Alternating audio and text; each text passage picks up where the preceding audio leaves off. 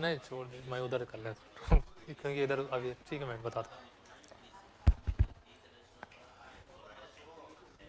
Madam इस mic को नहीं ऑन कर लीजिए।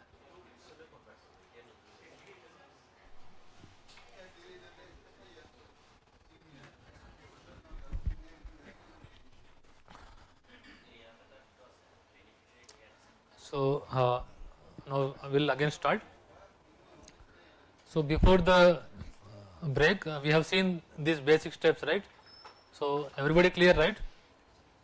So these are the basic steps, whether it's a concrete dam, embankment dam, even barrages also, some steps we can plan like this. So we have to finalize water availability, topographical information we have to collect. These are the steps in the bracket. What are the output, like what we will do, that I have explained here. So we will get some contour maps, then fixation of dam levels based on the power potential studies and irrigation simulation studies, then geotechnical information based on these boreholes and other investigations, then design floods. Based on the design floods and geotechnical information we can finalize type of the dam and type of spillway. Then if the spillway we cannot provide full capacity for the inflow, so we have to do some maximum water level studies, then freeboard studies. So once you have finalized the dam features, you can go for the stability calculations. For the concrete dam you can do the sliding and overturning stresses. For the earthen dams you can do slope stability, and for the spillways you can do the energy dissipation arrangements, and there are other components like gates, structural designs, foundation treatment. So in this we can, at the end we can do all those additional steps, and we can see the different softwares also. So at least everybody try to know any one software, either Abacus, Midas, they will conduct so many trainings online. So whenever just register in Midas, so they will conduct so many online trainings freely. They will give some 60 days trial keys. So there are right now also there is one training going on. We have also registered through that only. So 60 days they will give the key. So easy software. So I recommend at least everybody should know this Midas and rock science softwares, because remaining softwares you know, GIS softwares, AutoCAD, I think everybody should, I think knows, there you know. I recommend Midas and rock science softwares, at least you should know. So this all we have learnt in this first session. Then we have seen different project layouts and dam axis selection, dam layout finalization, and what are the hydropower what you call layout looks like, and irrigation project layout looks like, and some issues. And now going into the detailed design of this earthen dams. So these are the 4 basic classes, classifications of earthen dams, without core and with core, and this core can be shifted little bit upstream, so that this area will become. What happens with the seepage? This area will become saturated. So as the waters are saturated, the slope stability will decrease. So as we increase, take this clay core upstream, this is the inclined core. So this portion is now dry. So we can increase the slope. So earlier you can see this is very flat. So now we can increase the slope so that we can reduce the material. So that is the difference. Further, if you want to do further improvement, you can just place any barrier either in concrete or geomembrane. So these are the different design aspects or components you have to look for. And each component you can see like cutoff.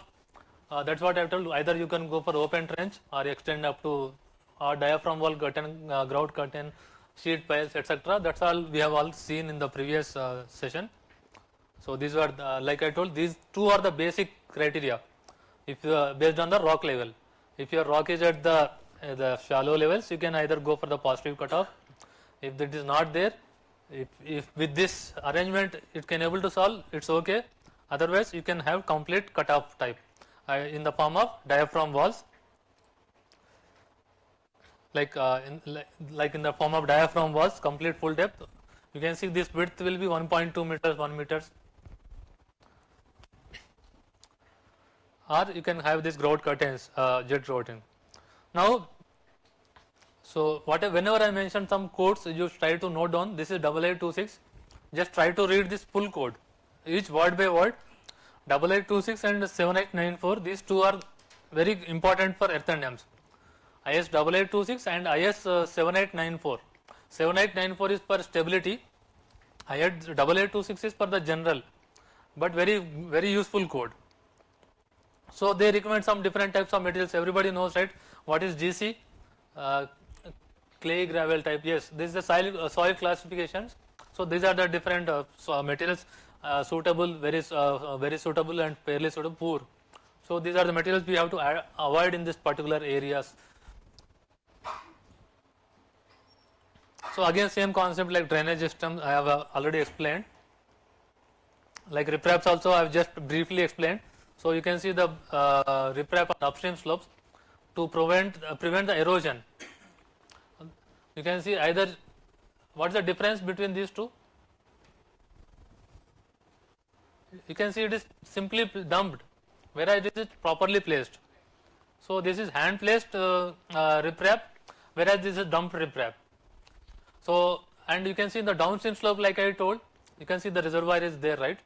So in the downstream slope there is no need of any riprap because there is no water, but there is excess rainfall or any other special criteria. There also, if you want, you can give some sort of what you call ripraps.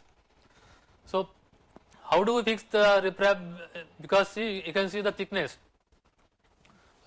like minimum thickness of the dumped riprap. These are all from the codes. That's why I told you can just read the 8826, 7894 codes. So this based on the freeboard. Like I told, this is for the to prevent the erosion activities, right? The wave height, maximum wave height based on the wind speeds. You first find out the wave heights. So based on the wave heights, you just finalize the minimum riprap thickness.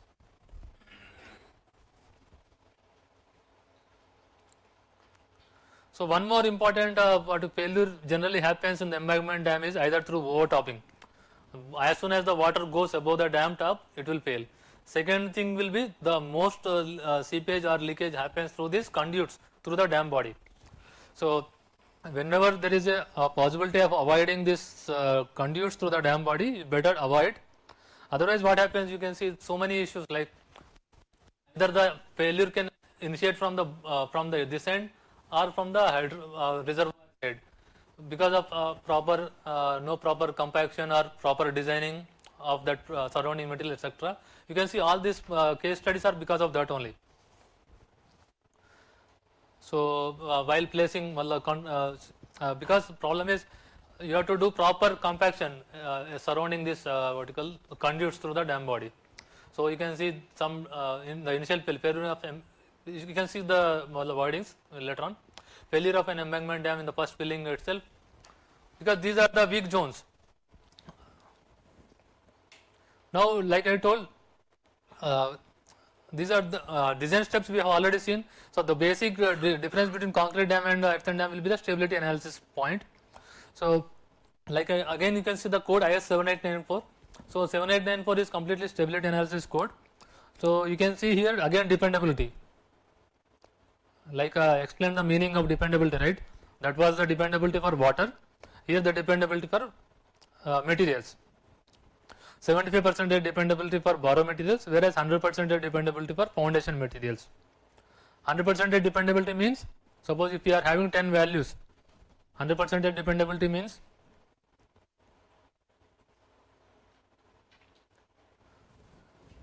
let's say suppose compressive strength value of soil 5 MPa, 10 MPa, 10 MPa, 12 MPa.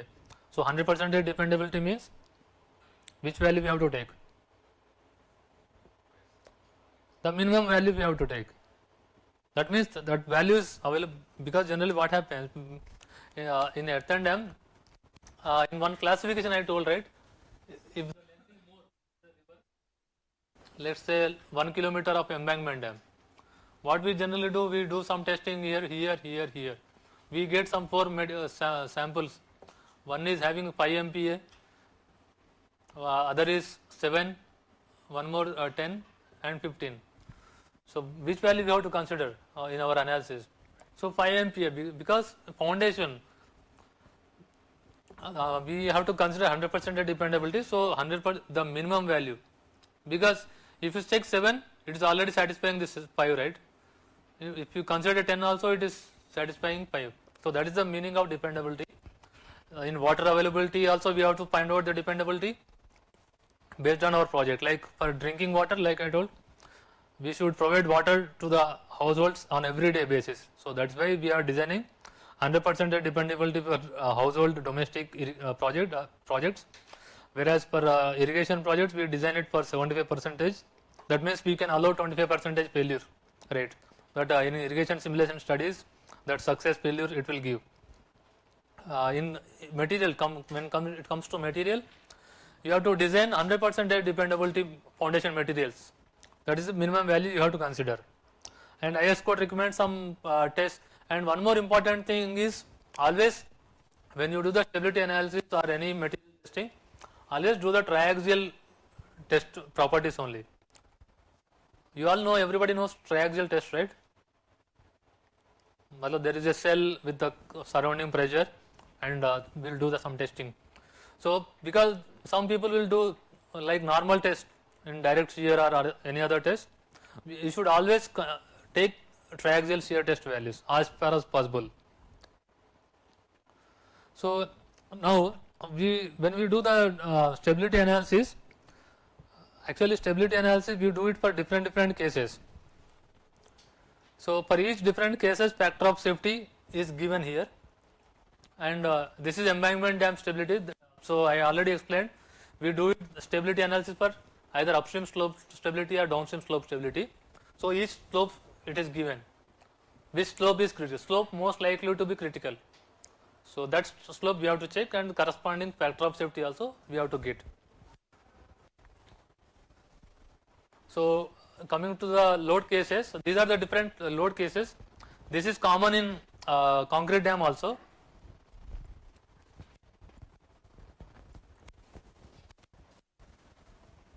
So suppose we have this is earthen dam. So we have to do the stability analysis. So how to start with the different cases? So in concrete dam and embankment dam, this case is common, construction condition. So while construction also you have to check whether the slopes are stable or not. So the first case will be only earthen dam only, no water on the upstream side. So this is our construction case condition. Here you have to check the both slopes, upstream slopes, this slope stability and this one. The factor of safety you should get at least is 1. Okay. The second step will be reservoir partial pool, so this is FRL, but only reservoir up to at this level. At this condition also you have to check the stability, and this steady state seepage with reservoir, this is the normal FRL, right? What is FRL exact meaning?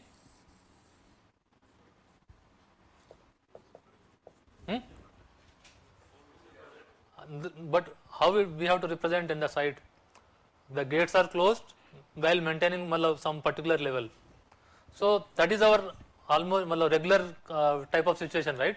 So that we have to check for FRL level, and first we have to do the seepage analysis, or just you draw the phreatic line. Based on that you do the seepage analysis. Based on the seepage analysis you estimate the phreatic line, then do the slope stability. So here you have to get the factor of safety. How much it is mentioned? 1.5. Why the difference? Like I told in the design philosophy, like mutual exclusive event we should not consider together.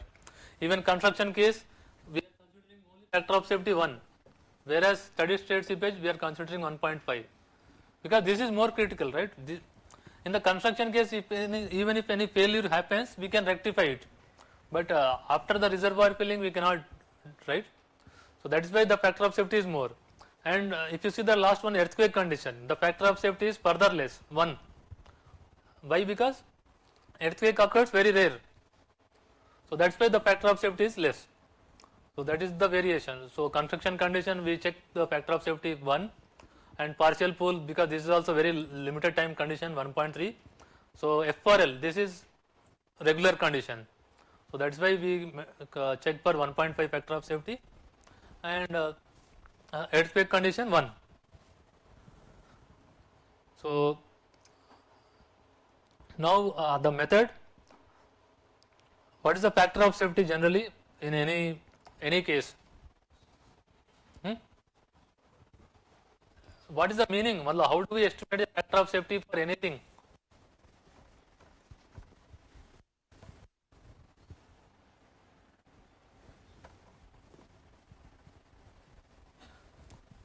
Generally, how do we represent a factor of safety of any material or any strength or anything?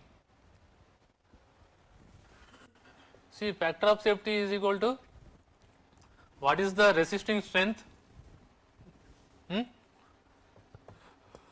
Resisting strength by driving force, right?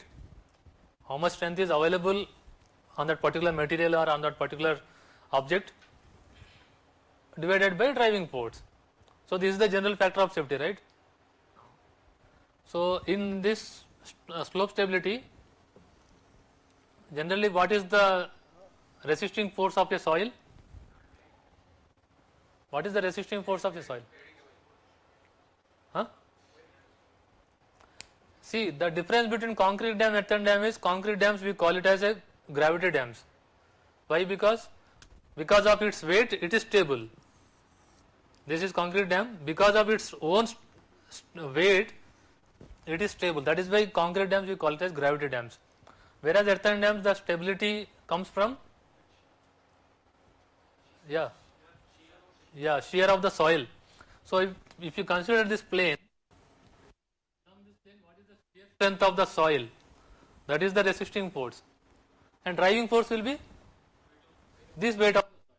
So this particular, if you analyze this particular slice, this particular weight will try to drive this along this plane, whereas this along at this interface, the shear strength, that is the resisting force.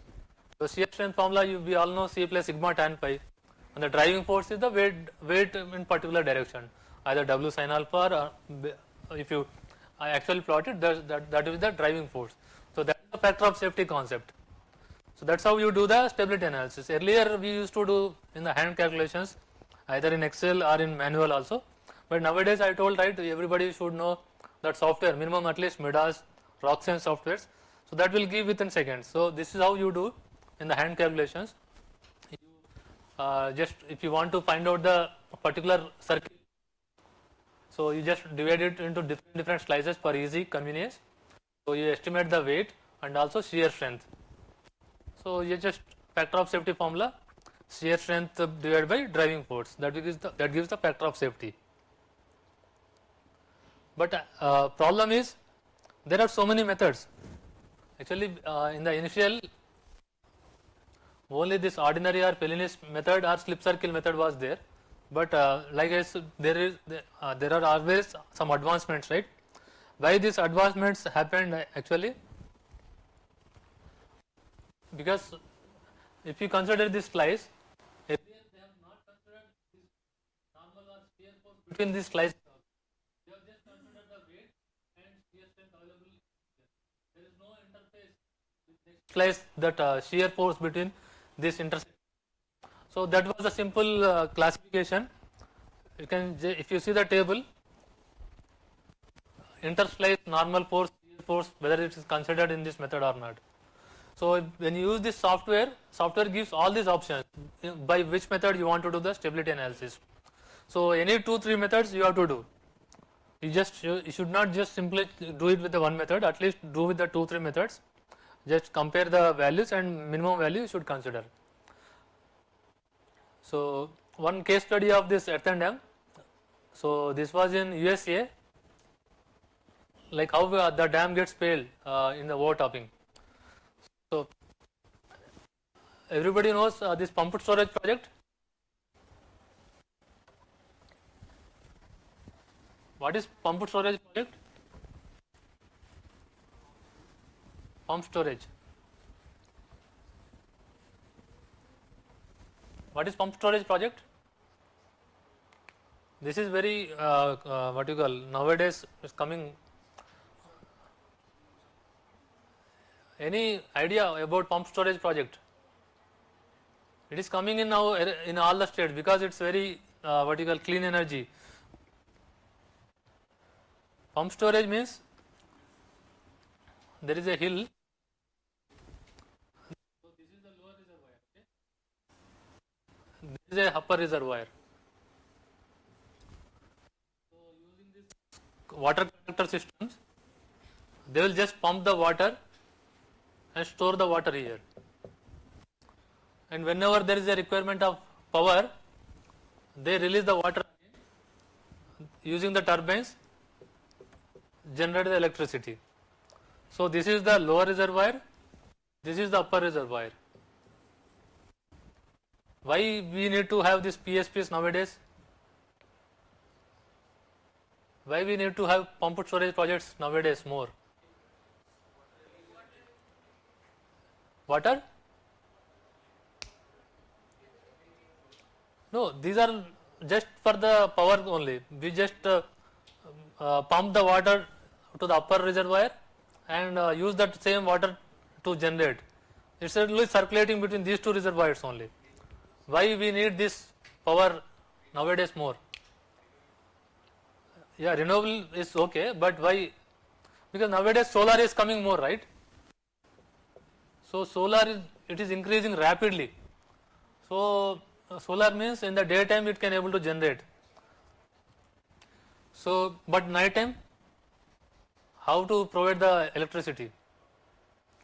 So to stabilize the grid also, so using the solar power in the daytime we can pump the water to the upper reservoirs, and in the whenever the peak demand is there or when there is a shortage of solar power or any energy, we can use the upper reservoir water to generate the electricity. Okay, you understood? So because of the rapid increase in the solar power, to have the batteries, this is just like a battery. Using the solar power or any excess power, we are just pumping the water and storing on the in the upper reservoirs, and from the using this head, we just generate the electricity whenever needed. So nowadays, more than 100 dams, 150 dams are coming in India. Obviously, there is a much energy required for pumping, but like see, if you see the energy calculations, the tariffs or the unit rates, so it's financially viable. Suppose if the demand is very less, that time everybody wants somebody to take power, otherwise grids will fail. So that time the cost of the electricity will be less. When the demand is more, the unit rate will be high. So that's how the economics works. So more than 100 or 200 PSPs are coming. More capacity. Each power plant capacity is more than 1000 megawatt. One we have seen 4000 megawatt also, the DPR stage. So it's there in all the almost state. Meghalaya also they are planning PSPs. In Maharashtra, most of the PSPs are now in Maharashtra, but in all other states, UP, Rajasthan, Chhattisgarh, in all the states nowadays they are planning for this PSPs. So one case study what I want to show is in the USA that was also PSP. So like I told, when they are pumping the water, how to check the water levels? So they have installed some instruments here, right? So that instrument was not properly anchored here, it was floating. So the water level it was showing here, it was some wrongly showing at this level. But so they kept on pumping for several days. You can see the water level increase. So like I told, as the water goes above the dam top, it will not sustain, right? Earthen dams. You can see the failure, completely washed away. You can see this one more image. Completely washed away that portion. That is why earthen dams are more susceptible for overtopping failure. So that instrument was not properly functioning when that pumping was done from the lower reservoir to upper reservoir. So it got washed away. Now they have replaced this complete dam with, what is the better option in that case? Overtopping. Concrete dams. Yeah. Now they have replaced with the concrete dam. So one more dam, like I told in the first slide, Rajasthan, there was a dam. You can see this was the dam. This is the dam. You can see the complete gap. The first building, it was completely washed away. So why the reasons? You can see the basic reason here. Construction drawing approved was this one, whereas the constructed one is. So where is the clay core? Where is the clay core? There is no clay core. Not only this, there are so many mistakes in this proposal. So this was the complete. There is no seepage barrier. So water can go like this, or any other safety vertical failure mechanism can happen. You can see cracks all along the dam. So many construction issues, and you see the dam section appeared to be homogeneous one. There is no clay core, no filter, nothing. So later on, for the what you call how to repair that one. See, in any embankment dam, you should have at least some seepage collection. Either if you have clay core, it will reduce the seepage, but you should collect the seepage, right? So we should have at least some filters. And so this is the repair modified section after the failure. So CWC has designed it. So in the upstream we have proposed one membrane, at least to stop the seepage. Whatever the seepage, if it is there, we have proposed some filters after the section. This is all new sections. So some filter is also provided. Filter means sand particles. So they will collect the water. So from that it will go to the rock toe. So this is rock toe. So these are all filters. You can see whatever seepage it is accumulated here, it will collected in this toe drains. From that it will go to the natural stream. You can see again that was the unbreached portion. This was the breached portion. That was completely washed away. So you can see again it's a filter. 100 mm graded sand filter. So generally filters, they collect the seepage. So you have to give inclined filter and also some horizontal filters. There is a separate code also 9499 I guess. So for filter designs. This is during the work, you can see on the second image geomembrane they are placing, and again some upstream slope, downstream slope works. And see at the end again fill. Now it is working.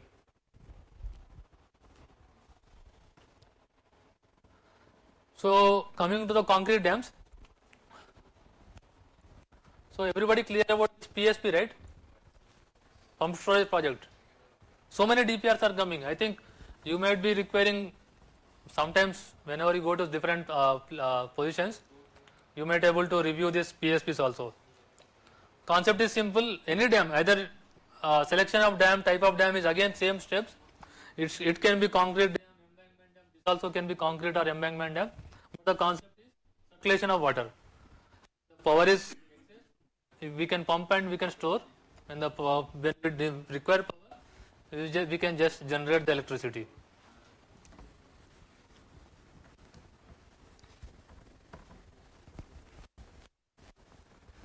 So again coming back to concrete dams. So we have already seen how to fix the levels, how to fix the dimensions, etc. So stability analysis, like in the earthen dam also we have seen different combination of load cases, right? So in concrete dam also different load cases. One case is only concrete dam constructed. So that is our load A case. Load B case will be water up to FRL and uplift.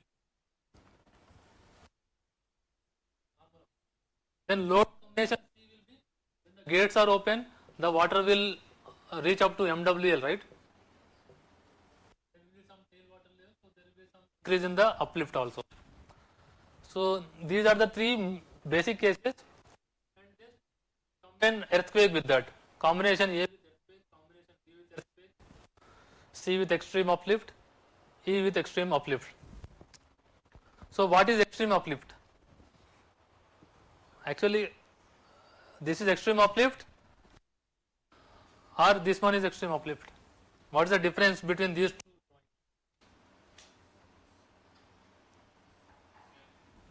Hmm? What is this? Yeah, drainage gallery. Why this is given?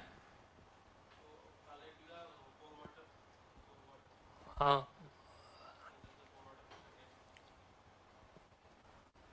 yeah, gallery, foundation gallery also we can call it as. So from here we do grouting, curtain grouting, so that we can increase the seepage length. So whatever seepage is there, we can still collect it from some drainage holes. So that seepage will be collected here. If you don't give anything this here, so seepage uplift force will act like this. This is the full uplift. When we collect the seepage, so obviously seepage pressure is reduced. So this is the reduced one. So this full one we call it as extreme uplift. This is called as normal uplift. So you can see this much reduction. This is the reduced uplift. So what is the use of reduction in the uplift? Why we need to reduce the uplift? Why we need to reduce the uplift by using this? Yeah, sliding. I'll just explain in the coming slides, but concept is same. Sliding, how is the same concept again, that uplift pressure when no drainage gallery. So you can see there is no drainage gallery, full uplift is you can see when with the drainage galleries there is a reduction in the uplift. So why we need to give the reduction in uplift? Because of this. If you see this formula, sliding factor of safety formula, like again I told, the numerator will be, it's a resisting force. So here in this case what will be the driving force in the concrete dams? Like I told, what concrete dams are gravity dams, right? Gravity means by weight only. Okay, what will be the driving force? So this horizontal force, HRP, any denomination. So this is our sliding force, this is the resisting force. So this resisting force you can see minus U. U means uplift. So if you have more uplift, resisting force is decreasing, right? So that will decrease the factor of safety. So that is how we have to reduce the uplift. If more uplift is there, this value will be more. So total numerator will be value will be very less. Factor of safety will be very less. So that is the reason we have to give drainage holes, or we have to do the grouting. Everybody clear in this? So you can see the difference of the stability calculations of the earthen dam and concrete dams. So barrages also, the stability analysis is similar to the concrete dams. You have to again do the weight estimations, horizontal force calculations, uplift calculations, and using this sliding formula. There also barrages also similar. I think in barrages I will not explain again this in sliding analysis. It's the same for concrete dams and barrages. So in concrete dams we also do some stress analysis, overturning analysis. Based on this overturnings, like either you can do from this point or at this point, the results will be same. Suppose this weight is acting at this point, based on the overturning, so that formula is read.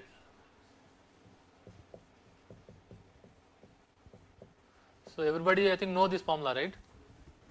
So this moment formula, just stability analysis, whenever you do some basic book also you will get. So IS code recommends some tension values. Concrete takes tension, concrete is better in tension or compression? Yeah.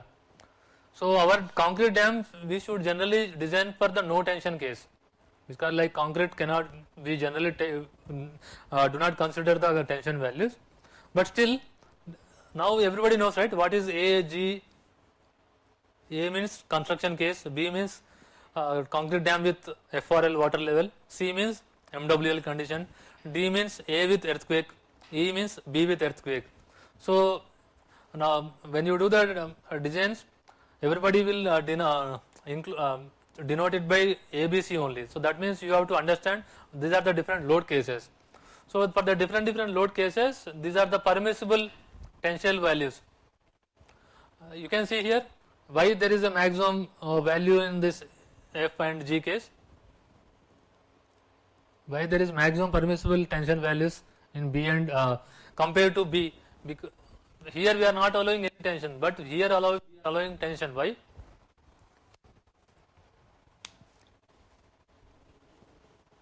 Hmm? Same philosophy, whenever there are rare events, we can increase the stress values, we can increase the permissible values, right? So all this E, F, G, these are all extreme or earthquake conditions. So these are very rare case. So in rare cases we can allow tensions, because if you design these cases also for no tension, the sections will be very huge. So to optimize, we can allow some tension in these cases, but in B case, like I told, it's a very our regular thing. Even in the earth dams we have seen 1.5 factor of safety, whereas in earthquake condition there we have checked for only 1 factor of safety 1. Here tension values, we do not allow any tension in B case, whereas we can allow some tension in very rare conditions like in E case, F and G cases.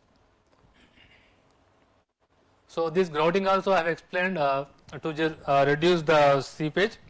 And in concrete dams, I think everybody has seen consolidation grouting and cut-in grouting. So what is the basic purpose of the consolidation grouting?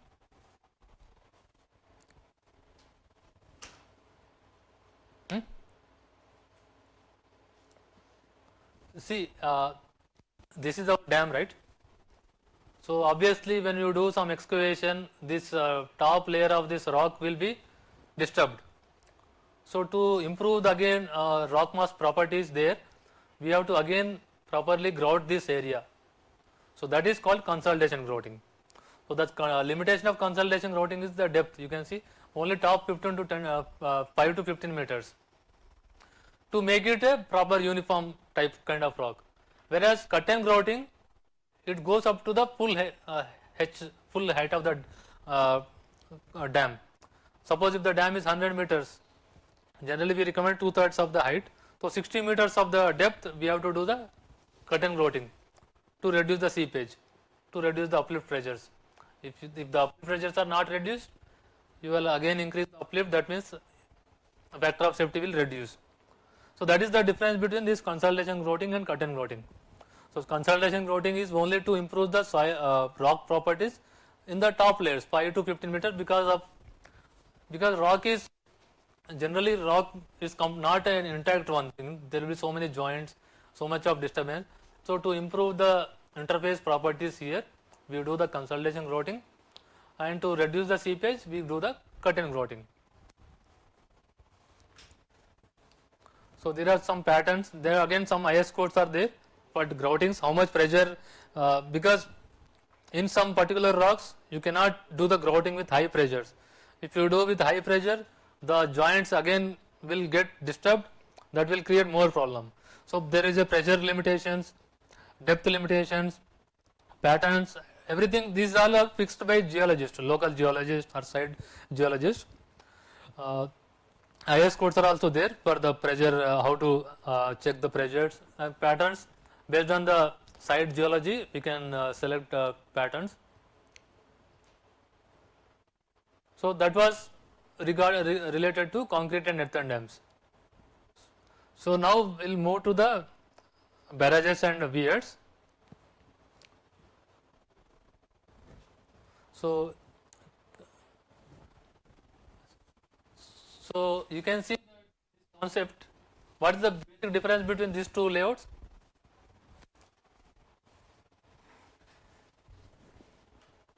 That two, not this one, only this. What's the difference between those two layouts?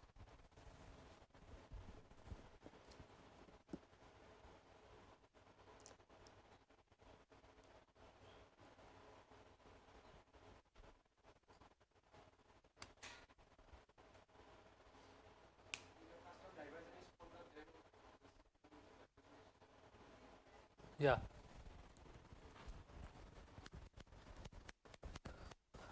Check everybody, please once again just go through these two images.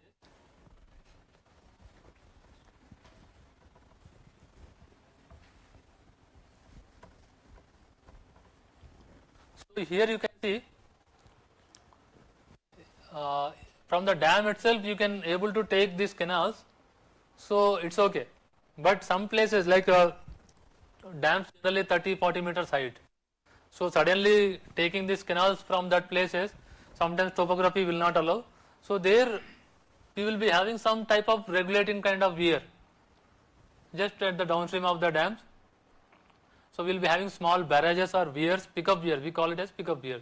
So from there we can take our canals. So this is the basic difference. Most of the projects in Assam, now we are planning one dam in Madura irrigation project. So there the project is coming like this, because the dam is coming around some 40-meter height. So exact from 40 meters we cannot directly take these canals. So in the downstream we are planning a pickup weir.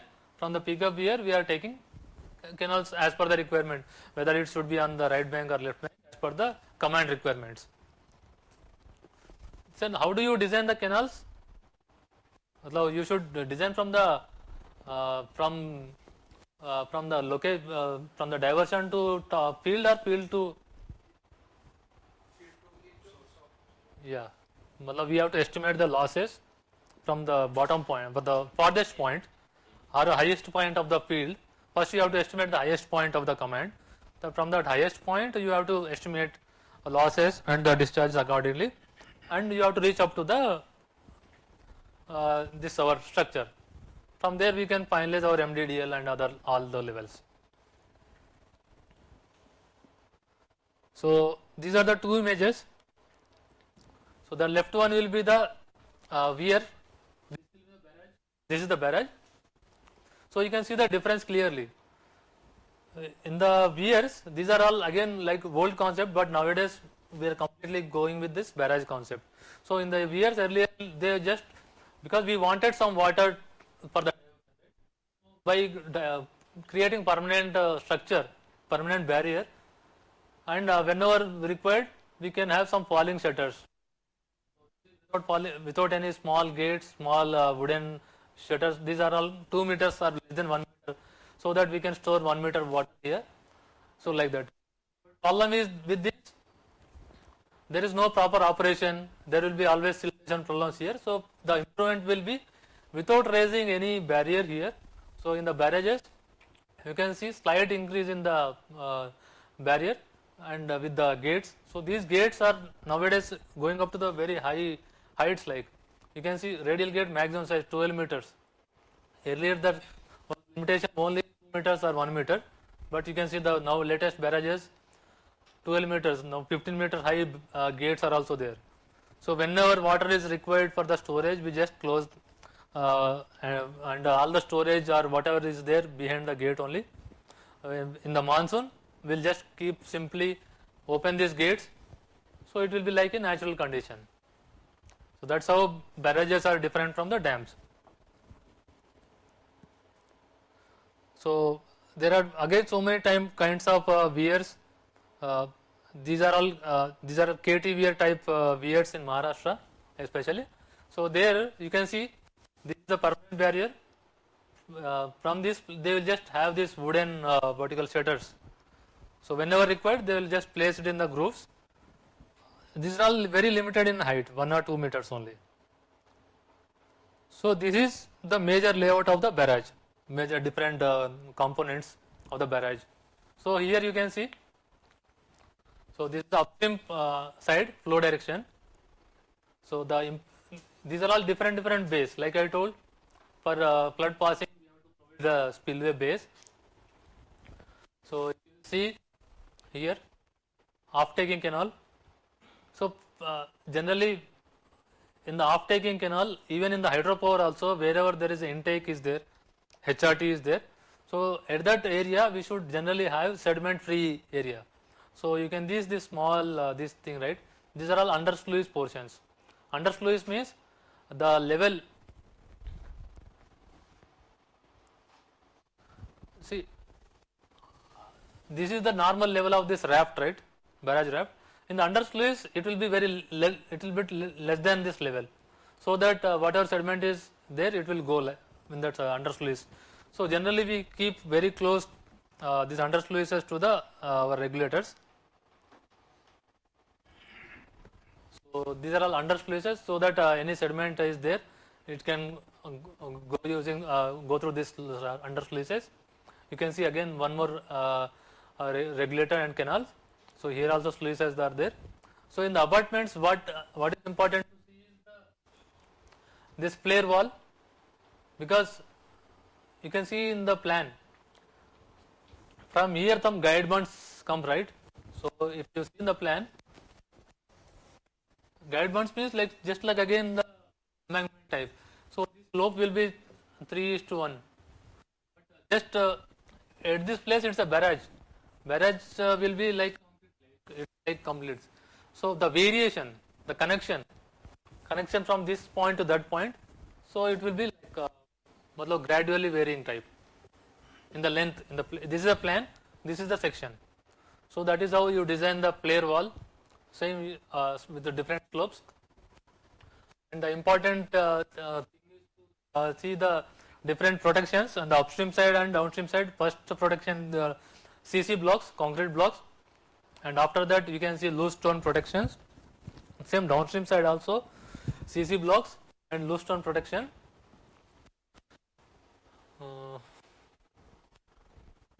So this is the layout purpose. So this is again what I have explained there, flare walls at this junction and the abutments. You can see flare wall. So some of the major barrages in India, Godavari barrage. You can see the raft thickness. These are all thickness. This is why there is a difference mentioned here, raft and gravity. What is the difference?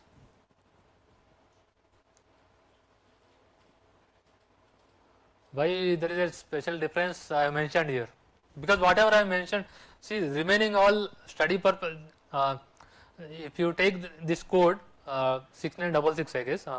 So that code, if you read, you can able to understand. But in all my presentation, whatever I placed is the differentiations. Concept you can very well get from the codes, manuals, etc. But the differentiations you should know why the differences are there. Why there was raft and why there was a gravity floor.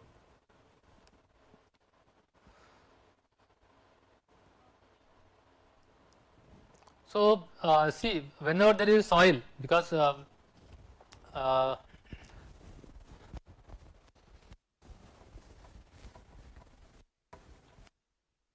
was a clear-cut differentiation between concrete dams and embankment dams, right? So concrete dam, like I told, it should always place on rock. So wherever we get the rock, we have to excavate up to that level and we have to place. Whereas earthen dam, even if the rock is at here also no problem, here also no problem. We have different solutions. If the rock is at the very deeper depths, we can have this diaphragm wall so that the seepage barrier is there. But in the barrages, there is no option. Barrage means low height only, right? So barrage like this, it will be.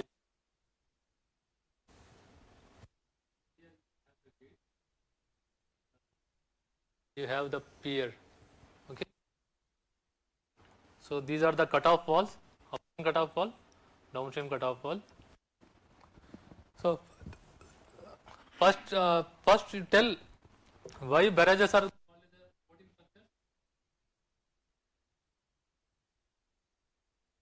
structure. So now you can see the difference, right? This is concrete dam, earthen dam, this is barrage. So why barrages are called floating structures? Any wrong answer? Loudly, ma'am. Yeah, and this is very important actually. Why it is floating? Why it should be floating barrage condition?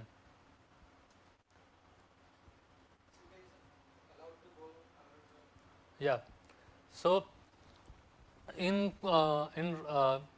because we are placing on rock, even if there is any seepage, even without seepage, even in the extreme uplift also, this dam will be stable always. Here anyways we have completely prevented this thing, but in the barrages it's all on soils, right? So upstream cutoffs, if it goes into the rock, it's okay. Even if it is not going into the rock, at least you do the seepage pressures. But in the downstream, you should not take this into the rock. If this is rock, at least leave it before the rock, so that there should be some way to go to the seepage should go easily, because there is no mechanism to collect the seepage, right? There is no drainage gallery, or we cannot place any diaphragm wall or anything.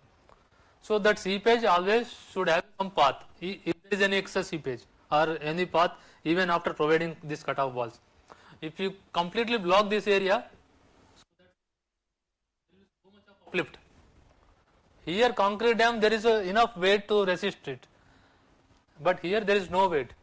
That's why it is called as floating structure. So everybody please keep it in mind, this is a very important point. Your downstream or your barrage should be always in floating condition. That means some seepage in the downstream, it should able to, we have to provide some path. That's what we are doing in the concrete dam also, we are just collecting the seepage. Here we are completely blocking, even if there is any seepage, we are having these filters. But here how to provide, there is no filter concept, drainage concept, right? So that is why this is floating structure. So what was the question? What's the difference between raft and gravity, right? So, what? Yeah, and any other answers? So if it is a soil, suppose it is all soil, or if it is a rock, then you can see the difference, right? If it is a soil, if you are placing this or soil or weak materials, so generally rafts we will propose. If it is a hard strata, we can go for the gravity floats. So you can see some different layouts. This is raft. You can see this is the barrage cross section. That's what I have drawn there. Upstream side and downstream side, stilling basin, gates. You can see in the upstream side, upstream view. So this is all raft. So it's all complete. This complete is perfected. So this is complete monolithic. So this is raft. So this behaves uniformly in the soil case. Whereas if you see the gravity, so this you can see the difference. Here this is only separate. Again this is separate, and in between this floor is also separate. You can see the joints. So this is gravity floor concept. This is generally we give it in the rocky hard conditions. There that we will give it in soil conditions. So again I will show you. So here you can see there is no joint here. Here also no joint. Here also no joint. Here also no joint. But in the next image, where is the gravity? You can see the joints here. This is the separate unit. You can see here it is going to the deeper to transmit the loads. That way it is taken into the deep, because now there is no much load, only water load. That water load also is no, because anyways bottom is hard rock, so it will take. So that is the difference between gravity floor and raft floor. Okay. Same steps again. We'll see some design steps. Water availability, like I told several times, steps will be more or less similar. But here, while collecting the topographical information, earlier it was up to here, but in barrages we have to see the retrogression. That means, we in concrete dams or in earthen dams, the reservoir will be so huge, so that erosion will not be that much big issue. But whereas in the barrages, it is in the monsoon we will just try to open the full gates. So again, river will behave as it is, right? The dam, sometimes dams will be 50 meters, 100 meters high. The reservoir also will be very big. So the erosion just at this place or at the downstream, it will not be that much in the dams, but in the barrages, it will be too much erosion. So what will be the retrogression? We have to estimate. Accordingly, you have to find out the retrogression capacity rating curves of that river. You can see particular GD site at some barrage. So you can see the retrograde, how much decrease in the levels for same discharges. So this you have to find out in the while collecting this information, topographical information only. Just try to estimate the retrogression. Then again one step is again like I told design flood. It's also we can do the parallelly, but you can see the values less design flood values, because barrages we can design for 50 or 100 years only, maximum 500 years for freeboard, and corresponding floods for copper dams. Okay, whereas in dams we are doing for PMF 10,000 year return floods, 1000 year return floods, but here barrages no problem, 100 years, 50 years as per the requirement. Then once like I told in the dams also, once we get the design floods, we have designed for the spillways types designs, whereas here we will just have to check the afflux. What is afflux? What is afflux? Huh? Yeah, actually before construction and after construction, what is the increase in the water level? So this is afflux. So this we have to see, because in some areas, in hilly areas, you can allow any increase in, because the banks are there, right, on the both sides. But whereas in the plain areas, even even 10 centimeter increase, it will submerge whole area. Even Gauhati also same issue. Even if 10 centimeter increase in the water level, so much of area will be inundated, right? So that afflux we have to finalize. So generally 1 to 1.5 meter, 2 meters in hilly areas we will allow it, whereas in plain areas 0.3 meter, as per the code 0.3 meter only afflux. That will be the increase in the water level because of the barrage construction. So that we will use it for our height calculations, discharge calculations, fixation of waterway capacities. So like I again told, the discharge calculation is the formula of CLS to the power of 3/2 based on the head only, right?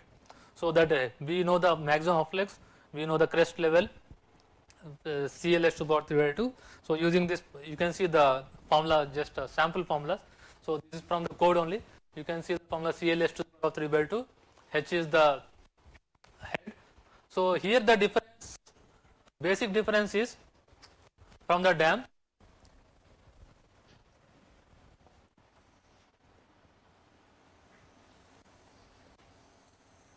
So this is the dam, okay, dam gate, whereas this is the barrage. So in the dam, this is the H, but obviously the water will be up to here only. This water will never come up to the crest level, tail water level. Whereas in barrages you can see tail water will be always more than the crest level. Okay. So that's why there is a reduction in the discharge coefficient. That C is there, right? CLS to the power of 3/2. CLS to the power of 3/2. So C in this, for these dams, this C generally we take it as 2.1. Whereas in barrages you can, we will work out the C in this case from the this drowning ratio. So this comes to 1.5 or 1.6 sometimes. So that's how there is a reduction, and that is the difference between when the water level is below the crest, the discharge coefficient will be more. As the water level is more than the crest, the discharge coefficient is decreased. So sample calculations just I mentioned here. So how to find out the what you call waterway calculations. You just read what is the looseness factor, what is the Lacim's regime width, what is the regime. Generally we hear so many times, right? Regime. What is regime?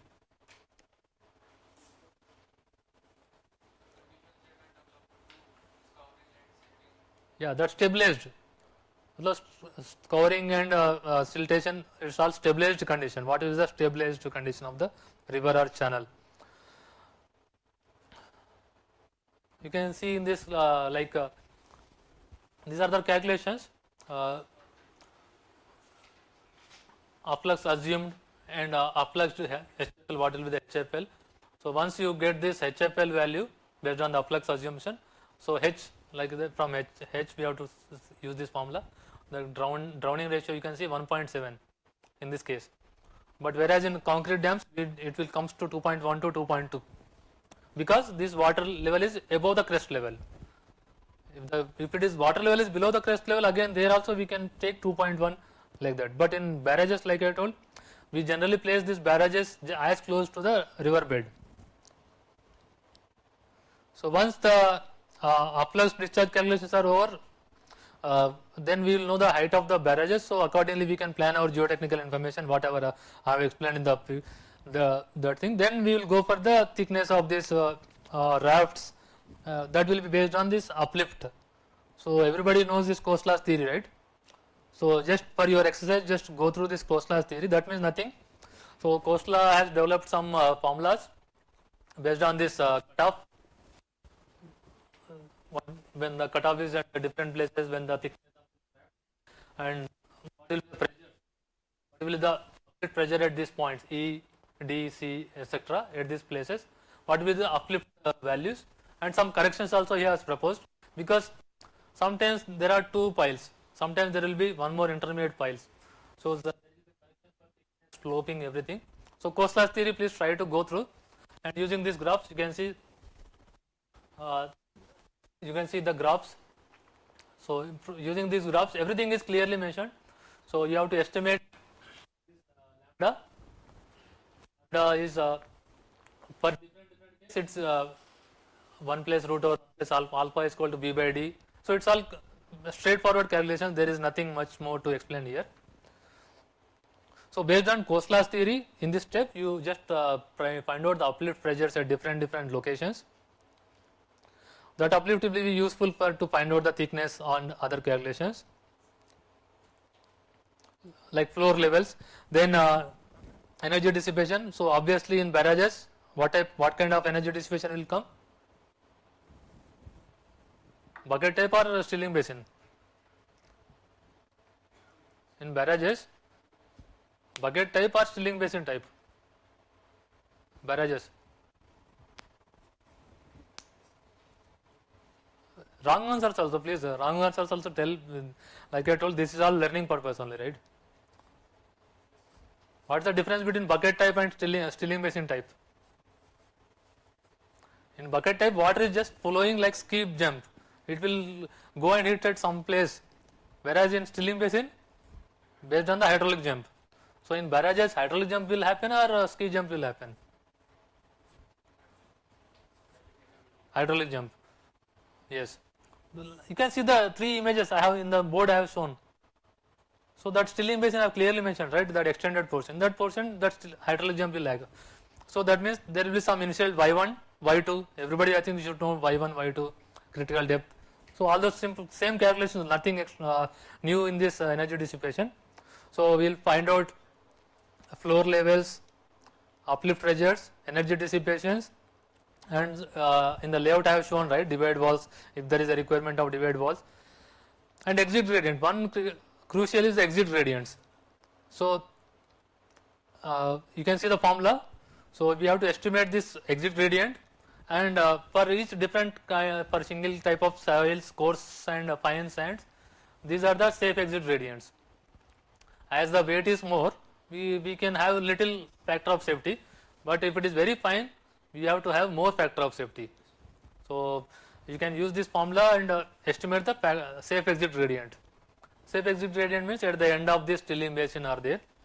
So we should have at least these are all codal provisions. So I always recommend whatever codal provisions are there, we should follow. Okay. Even if you are getting less than values also, if code recommends up maximum value, that value only we have to adopt. So these are the codal recommended values, that is the formula. We can estimate exit gradients for the barrages. So once we have estimated all this, then we can go for the cutoffs. Cutoffs, like I explained there, that vertical upstream cutoff and downstream cutoff, but make it as a floating structure. That is the important criteria in barrages.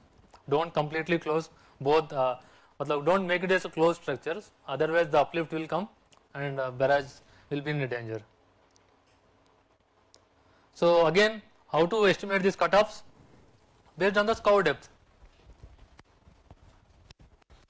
So like I told, in the large reservoirs, dams, embankment dam, concrete dams, there is no requirement of scour depth calculation. Only in the barrages only scour depth, because this is the river bed. Almost our barrages up to only height this much only. Maximum you can, I think you have seen the major dams, major barrages. There the thickness 1.6, 2.6 like that only.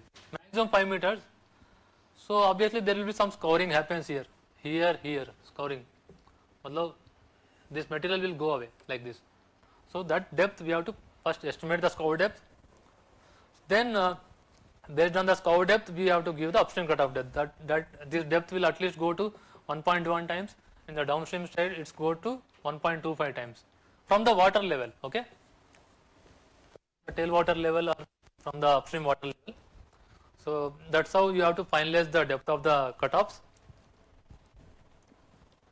And other protection measures, like I told, even on the after the barrage, like I will show you here. In the so these are the protection measures. So we have finalized the waterway, finalized the this different places, thickness, everything we have completed. We have completed the cutoffs. Okay. Now we will go for the further protection, the upstream side and downstream side. So the first will come is the CC blocks. So this is the downstream CC blocks theory. Here the upstream CC blocks, upstream block protection. So the minimum will be 1.5 by 1.5 by 9 CC blocks. And after that you will provide, what will provide? Aprons. So loose stone protection type, both sides. So this is the barrage section. So after that, this is energy dissipation stilling basin. After the stilling basin we will be having cutoffs. So further defensing mechanisms will be, because it will always get eroded. So we should have at least having high weight materials, that will be obviously CC blocks. CC blocks. So below the CC blocks, what generally we will give? This is a river material, river sand material. This is a CC blocks. So between these two, what we generally try to give? Okay? Yeah, some filter, some inverted filter we will give, so that, see, it is the concept of embankment dams also. Even in embankment dam, this is a clay material. This is a very shell material. If you don't give any filter material, right, this core material will pass. That is called piping. So that is why there is a gradual variation. Here also it's a gradual variation from bottom to the tops. That is why it is called inverted filter. So there we will give inverted filters at this place, and we will be having CC blocks, and after this some masonry this wall, so that it will be intact, and this loose stone protection wall both on upstream and downstream side. So this is the case study. This is a very recent case study, Durgapur barrage in West Bengal. You can see how it got broken away. So now you tell me what are the reasons for this failure based on the image. Why it got failed like this?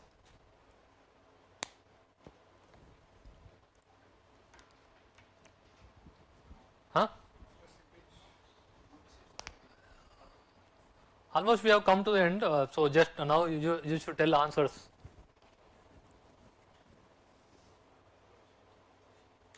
This row. What is the reason?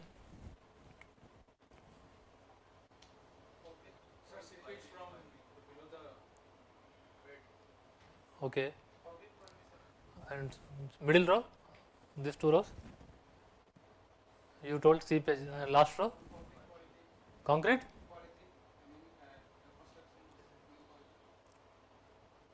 No, you can see the concrete quality is good here. You can see it is still intact. Why only this portion is not completely depressed? Piping, why it happened? Yeah, why it has gone down? Huh? Due to a seepage, because of the seepage only, that because of the water thing only, the piping and this thing happens. But here you can see why only depressed at this portion only.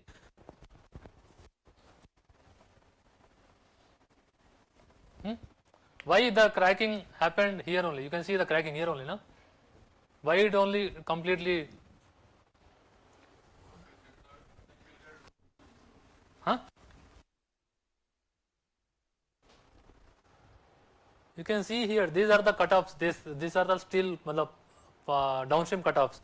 So these cutoffs, like I told, we should give at least 1.25 times of R, right? So earlier the river was like this. River bed was like this. Now you can see the river bed gone so down that even these have been exposed, complete exposed, and obviously there will be some settlement, right? So even if there is some vertical gaps, so this material is slowly going down. So now you can see now it is completely broken because of this almost 8 to 10 meters reduction in the river bed.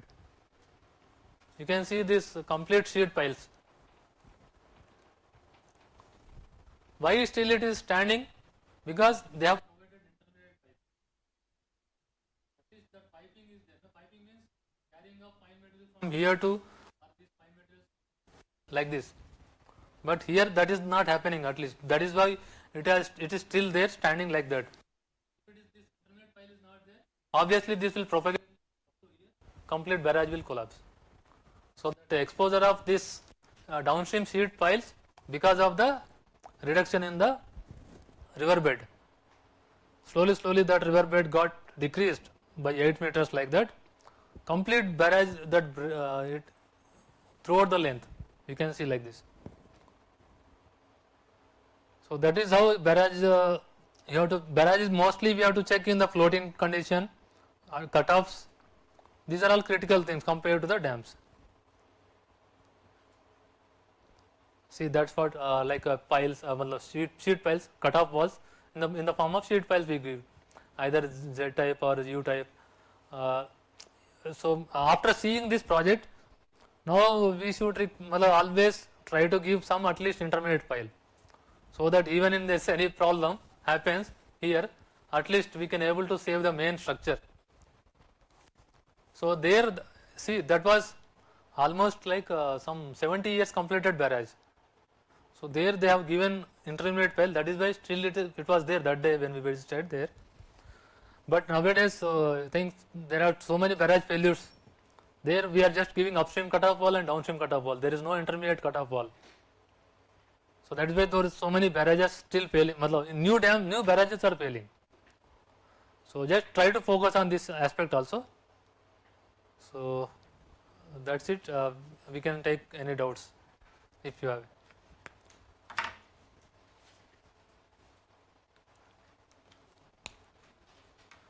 So you can go through the presentation, it will be there. So the words, the codes, values, you just try to explore on your own. If you any doubt, just contact us. That's what I am saying. In PPT mode only I am just I am leaving here. So you can check the images, everything.